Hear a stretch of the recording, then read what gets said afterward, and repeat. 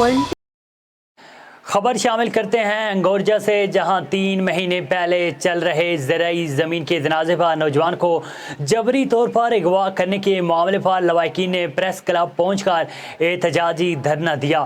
مزید جانتے ہیں ہمارے نمائندہ ریاض حسین سے۔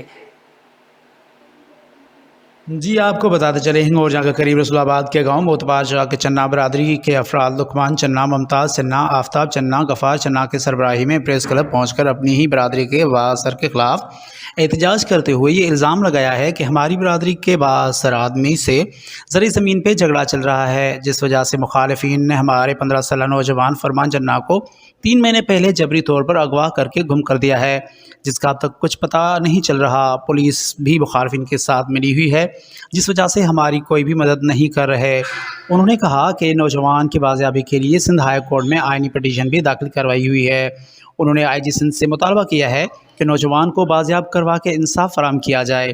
کیمرہ مین سکندر کے ساتھ ریاض حسین، A1 TV ہنگورجا۔ A1 TV